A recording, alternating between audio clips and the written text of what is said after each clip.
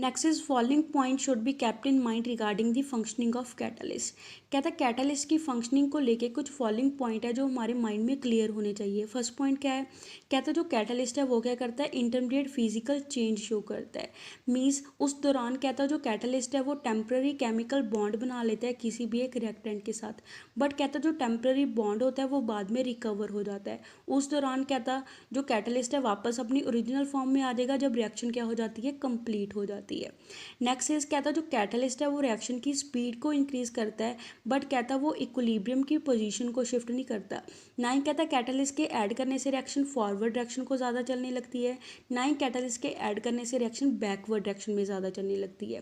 कहता ये किस वजह से होता है, कहता जब हम कैटलिस्ट ऐड करते हैं, कैटलिस्ट ऐड करने से कहता जो रिएक्शन की पाथ में रुकावट आती है, उस रिएक्शन की पाथ में रुकावट को, बैरियर को वो क्या कर देता है, डिक्रीज कर देता है, जिस वजह से उस रिएक्शन की एक्टिवेशन एनर्जी क्या हो जाती है, लो हो जाती है। कहता है एक्टिवेशन एनर्जी जो लो होती है वो सेम एक्सटेंट तक की होती है। मीन्स कहता है बराबर की अमाउंट की एक्टिवेशन एनर्जी को वो लो करता है फॉरवर्ड एंड बैकवर्ड रिएक्शन में। एज अ रिजल्ट कहता जो रेट ऑफ फॉरवर्ड रिएक्शन है and rate of backward reaction है, उन दोनों में जो इंक्रीज आता है वो क्या होता है, इक्वल इंक्रीज होता है। हैंस कहता जो इक्विलिब्रियम की पोजीशन है वो चेंज नहीं होती। कहता जैसे कहता दोनों रिएक्शन के रेट था, दोनों फॉरवर्ड एंड बैकवर्ड रिएक्शन की जो स्पीड थी वो सेम रहती है जैसे कहता कैटलिस्ट की एब्सेंस में होती है। Next is catalyst are highly specific in nature. कहता जो कैटलिस्ट होते हैं हाईली स्पेसिफिक नेचर की होते हैं।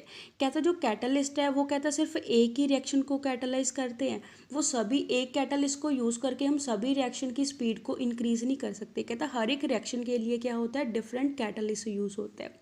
एज अ रिजल्ट कहता जो कैटलिस्ट है वो क्या होते हैं, हाईली स्पेसिफिक नेचर के होते हैं। Next is the catalyst does not change the energy of the reaction. कहता जो कैटलिस्ट है वो रिएक्शन की ओवरऑल एनर्जी को चेंज नहीं करता।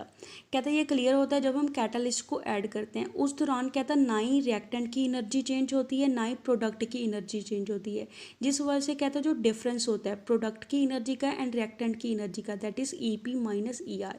ई पी यहाँ पे किसको डिनोट करता है, प्रोडक्ट की एनर्जी को डिनोट करता है, एंड ई आर यहाँ पे किसको डिनोट करता है, रिएक्टेंट की एनर्जी को डिनोट करता है। कहता है ये जो डिफरेंस है प्रोडक्ट की एनर्जी का एंड रिएक्टेंट की एनर्जी का, दैट इज डेल्टा ई, वो क्या रहता है, सेम रहता है जब हम कैटलिस्ट को क्या करते हैं, ऐड करते हैं। Next is promoters and poisons. के प्रमोटर्स एंड पॉइजन्स क्या होते हैं।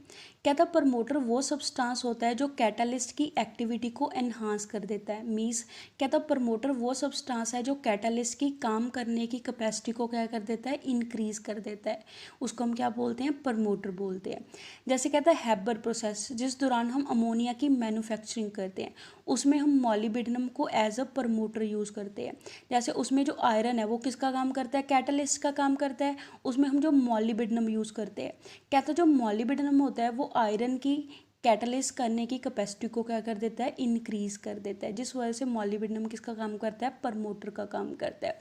जैसे अमोनिया की मैन्युफैक्चरिंग के दौरान रिएक्शन क्या चलती है, नाइट्रोजन गैस हाइड्रोजन गैस के साथ रिएक्शन शो करती है iron catalyst and molybdenum promoter की प्रेजेंस में। उस दौरान प्रोडक्ट हमारे पास क्या मिलता है, 2 मॉलिक्यूल्स अमोनिया गैस के मिलते हैं।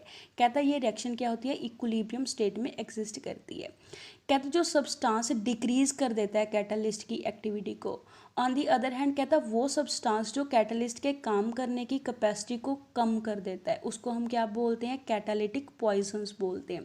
फॉर एग्जांपल कहता है कुछ सब्सटेंसेस ऐसे होते हैं जैसे कार्बन मोनोऑक्साइड, आर्सेनिक, ये क्या करते हैं, कैटलिस्ट के काम करने की कैपेसिटी को डिक्रीज कर देते हैं, वो पॉइजन का काम करते हैं, बिकॉज उस दौरान जो कैटलिस्ट है उसकी एक्टिविटी क्या हो जाती है, लो हो जाती है।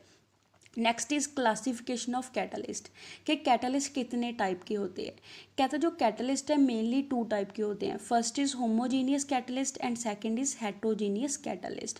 फर्स्ट हम डिटेल में डिस्कस करेंगे कि होमोजीनियस कैटलिस्ट क्या होते हैं। कहता जब कैटलिस्ट सेम फेस में प्रेजेंट हो जिस फेस में रिएक्टेंट एंड प्रोडक्ट प्रेजेंट होते हैं उसको हम क्या बोलते हैं, होमोजेनियस कैटलिस्ट बोलते हैं। कहता इन रिएक्शन में क्या होता है, जो कैटलिस्ट है रिएक्टेंट एंड प्रोडक्ट है वो सेम फेस में एग्जिस्ट करते हैं। कहता वो क्या होते हैं, होमोजीनियस कैटालिटिक रिएक्शन शो करते हैं। जैसे हम एग्जांपल ले लें, कहता लेड चैम्बर प्रोसेस में जो सल्फर डाइऑक्साइड है, कहता जब सल्फर डाइऑक्साइड ऑक्सीडाइज होती है सल्फर ट्राइऑक्साइड में, उस दौरान हम कैटलिस्ट को इसको यूज़ करते हैं, नाइट्रिक ऑक्साइड को एज अ कैटलिस्ट यूज़ करते हैं। कहता उस दौरान जो इन तीनों की स्टेट है, मीन सल्फर डाइऑक्साइड की, सल्फर ट्राइऑक्साइड की एंड नाइट्रिक ऑक्साइड की, ये तीनों किस स्टेट में एग्जिस्ट करते हैं, गैसियस फेज में एग्जिस्ट करते हैं। कहता है रिएक्टेंट का, प्रोडक्ट का एंड कैटलिस्ट का, इन तीनों का हमारे पास फेज क्या है, सेम है, दैट इज गैसियस फेज है। इस वजह से ये क्या शो करेंगे, होमोजीनियस कैटालिसिस शो करते हैं। होमो मीन्स सेम। कहता जो रिएक्टेंट सल्फर डाइऑक्साइड है, ऑक्सीजन है, कैटालिस्ट नाइट्रिक ऑक्साइड है, ये सभी सेम फेस में होते हैं, दैट इज गैसियस फेस में होते हैं। ऐसे ही कहता जब हम कैटालिटिक डीकम्पोजिशन करते हैं ओजोन की, कहता किसकी प्रेजेंस में करते हैं, क्लोरीन एटम की प्रेजेंस में करते हैं। उस दौरान जो क्लोरीन एटम है वो किसका काम करते हैं, कैटलिस्ट का काम करते हैं। कहता ये सभी भी किस स्टेट में होते हैं, गैसियस फेस में होते हैं, जिस वजह से ये भी क्या शो करेंगे, होमोजीनियस कैटालिसिस शो करेंगे।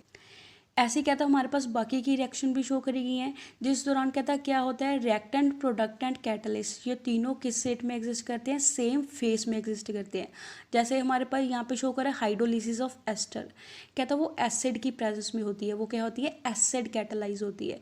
उस दौरान कहता जो एस्टर है वो भी लिक्विड स्टेट में होता है, वाटर भी लिक्विड स्टेट में होता है, एंड जो एसिड लेते हैं वो भी लिक्विड स्टेट में होता है, एंड जो प्रोडक्ट बनता है that is carboxylic acid and alcohol, वो दोनों भी किस स्टेट में होते हैं, लिक्विड स्टेट में होते हैं।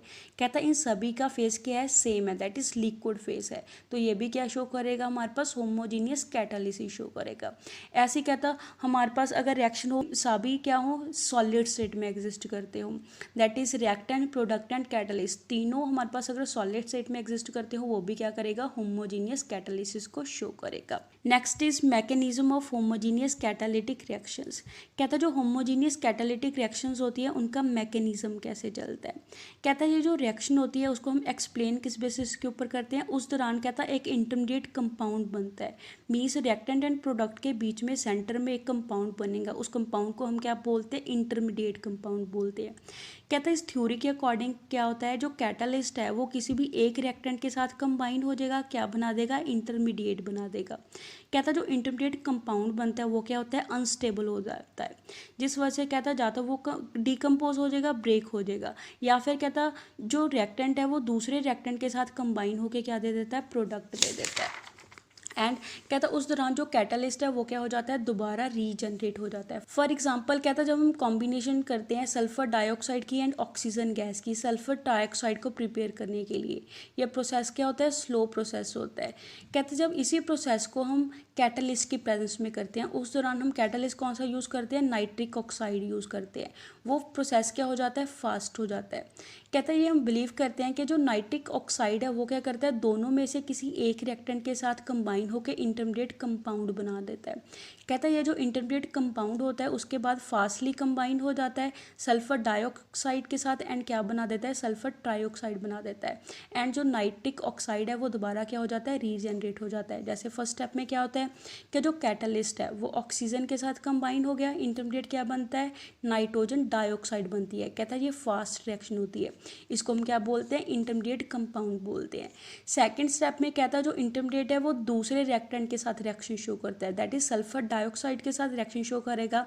उस दौरान हमारे पास प्रोडक्ट मिल जाएगा सल्फर ट्राइऑक्साइड, एंड जो नाइट्रिक ऑक्साइड है वो क्या हो जाता है, दोबारा रीजनरेट हो जाता है। ये भी रिएक्शन क्या होती है, फास्ट होती है। यह इन दोनों रिएक्शन को कंबाइन करके हमें यहाँ पे ओवरऑल रिएक्शन शो करी गई है, दैट इज कैटलिस्ट की प्रेजेंस में। That's all for today, stay home, stay safe, thank you.